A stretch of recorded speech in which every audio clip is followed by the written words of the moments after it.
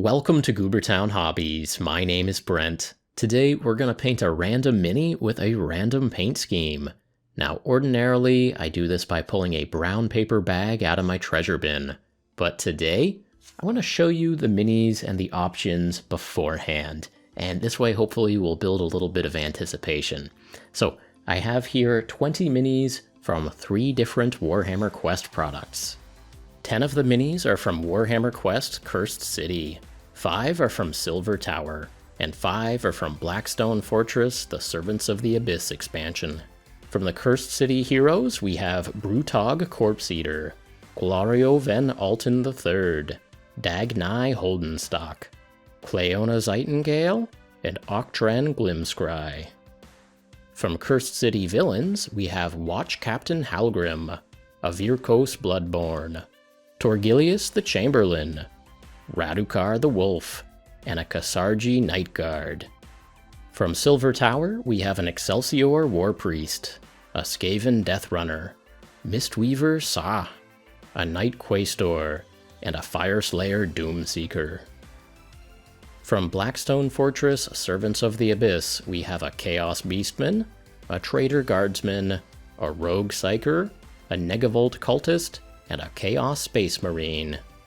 So yeah, these Warhammer Quest boxes have a ton of variety, and these were just the 20 models that I thought would be the most fun. A whole bunch of really great figures didn't make the cut for one reason or the other. For example, these two didn't have enough materials and textures on them, so I left them out. Alright, let's get invested in this role. Who are we rooting for here? Believe it or not, this Traitor Guardsman might be my favorite. I also like dwarves. We've already had some Goobertown Roulette episodes with dwarves though. Do we need more? Well, that's not up to me. That's up to fate. I've never painted a Sigmarite before. Is today the day? Maybe. Also, what are these Chaos guys doing? I don't understand these, and I'm not sure if I want to.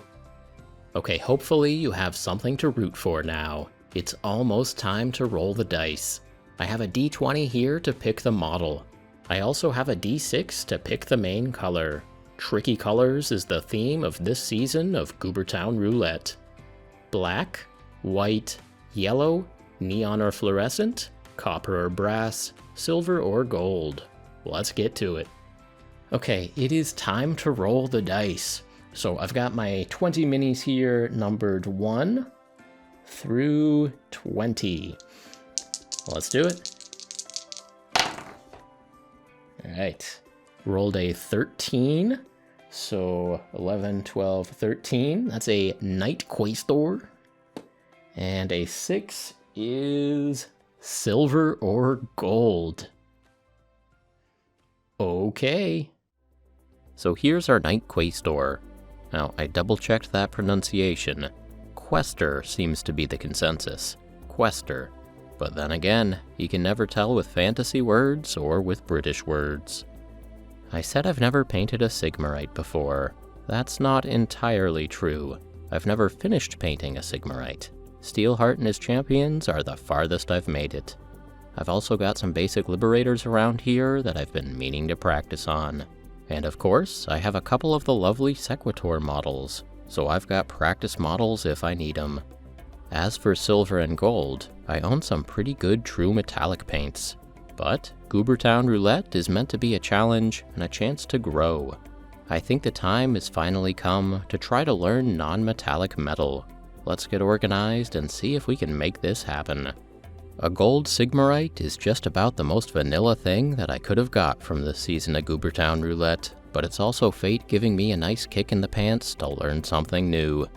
So the idea with a non-metallic metal technique is that regular old paint is used to mimic the gleam of metal. The label on our bottles of true metallic paints are often printed with regular printer ink, browns, grays, and dramatic transitions in between. If we look at a shiny metallic surface, there are bright spots where light is getting reflected right into our eyes, and there are darker spots where that light is being reflected off in some other direction. To me, it seems like learning this technique is a two-part challenge. The first is deciding where to put those bright spots and dark spots. developing an instinct for the look and feel of light on metal. The second challenge is technical proficiency, getting nice blends with your paintbrush in order to bring your vision to life. To help with visualizing paint schemes, I like to use PowerPoint. Really, you can use any drawing or photo editing program, but I like PowerPoint. Other YouTubers like Ali McAllister, Dana Howell, and The Craftsman have made nice videos on how to mock up paint schemes with better programs, but I like PowerPoint. I've got a black and white image of the Mini, and I've got colored shapes overlaid on top. I can use this to plan the overall paint scheme. I can also use the color gradient sliders to do some theory crafting about where the bright spots and dark spots might look good. And of course, for learning a new painting skill, there's always tutorial videos. I binged Painting Buddha, Sam Lenz, Travarian, Vince Venturella, Zamikido, and so on and so on. They all have different ways that they like to do the blending. Loaded brush, two-brush wet blends, layering, glazing. They all have their favorite techniques. Eventually, I've got to stop watching videos, pick up a paintbrush, and figure out what techniques work for me. I got out my paints and my test Sigmarites, and the result was hours of frustration. I repainted this chest piece about a dozen times, and I didn't like anything that I was coming up with. Luckily, I do have one way of making reasonably smooth color blends. It's not as precise as a paintbrush, but it is fast. I used my airbrush to test an alternate way to do a non-metallic metal effect. I started with a base coat of Plague Brown, and then used white ink to spray in some shiny parts. Then I switched to burnt umber ink, and I sprayed in some dark parts. Now this isn't perfect, but it's fast, and it really got me thinking about this technique in some new and useful ways. I don't need to learn brush blending and light placement all at the same time. I can cheese the blending with my airbrush and just focus on getting light and dark in places that look natural. If you look closely, you can tell that this was done with an airbrush. It has that texture to it, and it kind of breaks the immersion. But from a distance, these kind of look cool. This is just a model base coated in yellowy brown with a bit of white ink for bright spots and a bit of brown ink for dark spots, and it only takes a couple of minutes to get to this point. One way to disguise that airbrush texture a little bit is to use a thin coat of yellow ink all over everything. I have mixed feelings on this. It hides the airbrush texture, but it's also less convincing as gold. Still, I think we have some nice options here. Okay, time to paint our Night Quester. I've got him mounted on a small temporary base, and for now, I'm going to work on his shield as a separate piece. I primed with brown Stynylrez primer, and then I laid down that Plague Brown as a base coat. Plague Brown registers as quite yellow. Hopefully, it's a good base coat for gold. We shall see. I loaded up with white ink to make some glints and bright spots. This is one of the very first steps, but it's gonna make or break this project. I've chosen to use the airbrush instead of blending for hours, so I've gotta really be on my game for the next few minutes. If I use too little white ink, the effect won't have any drama. If I use too much, I'll get some awful splatters and need to start over.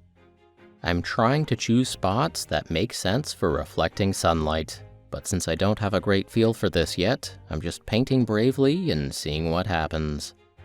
Next up was the transparent burnt umber ink. We're putting in the dark spots. I'm laying these down in the center of any region that didn't get white. My goal is a series of transitions from white to Plague Brown to burnt umber and back again. The whole time I'm really concentrating to get a thin and controlled stream of ink coming out of the airbrush. Well, here's what I ended up with. This might actually work. It's playing some of the right tricks on my eyes. Now I'll be honest and say that it looks better on camera than it does in person, but it's still not bad. I think it's cool how quickly I was able to do this with an airbrush. The biggest problem is that it looks like it was airbrushed. I felt like I did need to disguise those airbrush transitions a bit, so I went ahead and sprayed on a thin layer of that yellow ink as a filter. I actually prefer the previous color balance, but everything looks a bit smoother after that yellow ink, and I'm okay with that trade-off.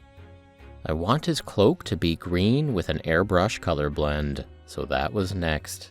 I painted on a dark green, and then I used my airbrush to hit the bottom of his cape and some of the folds with white ink. That white ink sets the stage for a nice semi-transparent olive green. This takes care of the cloak nice and easy so that I can really focus on getting that gold to look right. I gave the whole mini a quick coat of matte varnish to seal in that good work that we've been doing. I chose a matte sheen for the varnish because it's not slippery. That gives me a bit more control when I'm painting on details with a brush. I dropped a base coat onto a few of the remaining non-gold color blocks, tan ribbons, and then a true metallic steel for the blade of the sword. I'm knocking this stuff out quick to give some better context when I get back to working on the gold. He has a brown leather belt and brown leather tassels. I got these colors onto the back of the shield too, and I'm ready to attach this to the rest of his arm. Okay, here we are. I'm undecided on his helmet plume and a few of the other details, but I'm ready to do some brushwork on his golden armor. Time to do the high highlights. I considered two types of smooth white, thin and smooth ink or thick and smooth paint. I tried both, but I ended up liking the ink better.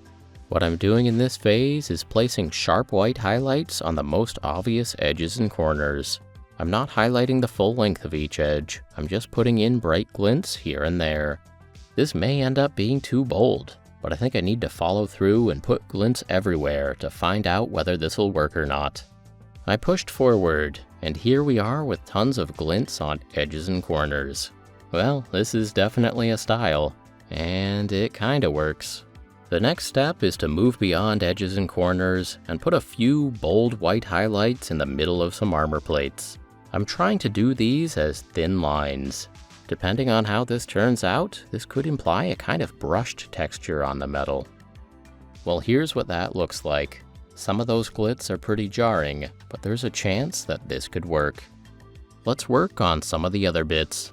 Some lighter brown scuffs and scratches on the leather, followed by a dark brown wash. Some gray on the scales of the loincloth, and then maybe on the plume of the helmet too, until I get a better idea. On the sword, I'm using a bright silver to give the blade a sharp edge. I thought it might be fun to have this as kind of a wavy pattern instead of a crisp, sharp line. I even put in a few scratches on the blade with this silver color. I was having fun with this, so I switched to an even brighter white aluminum paint for more scratches and more sharpness. Next up, I gave everything a gloss varnish. In my next step, I want to use some washes, so I want that shiny, slippery surface to help washes find their way into the cracks. That hard gloss surface also helps me to clean up mistakes as they happen. I've got black contrast paint, Nuln Oil, and Agrax Earthshade. I'm putting these into the cracks and recesses, dark lines in between the armor plates, and a bit of shading for the inlaid details. Contrast is our friend with most paint jobs, and I figure that's especially true with non-metallic metal. The washes also help with the appearance of the ribbons, loincloth, and plume. Originally, I used gray as a placeholder on the helmet plume, but it's kinda growing on me. We'll let it ride for now. Okay, I'm liking where we're at. I'm ready to varnish again with a mixture of matte and satin to dull down the sheen on this mini. I'm also ready to give him a base. I'll make up two bases in parallel and see which one I end up liking better. I'm gonna use some corkboard to start building up a bit of a wilderness scene. After I glued down some random chunks of corkboard, I slapped down some PVA glue and covered the bases in sand and rocks. I've got a couple of Tupperware containers with mixtures that I mined from the beach. I like the vibe of this mix for today. So here we go, a couple of bases with a bit of height and a bit of texture. I got them primed with black, and then took out a soft makeup brush to dry brush them up. First was a few shades of brown all over everything. Then, with a smaller brush, I put in some patches of green. I want a random mix of greens and browns on this base. For the most prominent rocks, I gave them some gray on top of their brown and black. Finally, I added a bit more subtle variation with splotches of brown wash and green wash. I snapped the Night Quester off of his temporary base. He was just held on there with a little drop of super glue. Now it's time to figure out where he goes on his fancy base. I drilled holes into his feet and glued in some pieces of paper clips. These will act as pins. Pins are a good idea when you're gluing a model down to a piece of cork. I finished off the base with a few tufts of grass. Getting the model onto his base helps to put it in context, and it helps me to see if there are any details that I still want to work on. And you know what? I'm happy with this Night Quester just the way he is. He's ready for questing. Warhammer questing. So apparently both Silver Tower and Cursed City are out of production now, and that lowers the chance that I'll ever play them. But there's still good collections of minis for painting. This mini was a great learning experience, a chance to confront one of my fears. I didn't exactly tackle the challenge of NMM head-on, but I took some baby steps in the right direction, and I'm proud of that. It doesn't quite look like gold, but it looks nice, and it was a worthwhile project. You never know what you're gonna get with Goobertown Roulette. I do 4 of these roulette videos every year, and I also run a Goobertown Roulette League for the Patreon supporters of this channel. We have 4 seasons per year, and the rules are a bit different each time. On these videos, I try to feature some of the other goobers who participate in this challenge. This season, I decided to feature the roulette submissions from the community in a separate video. It's a really great way to get inspired, so I encourage you to check it out. Well, that's it for this time. Thanks so much for watching.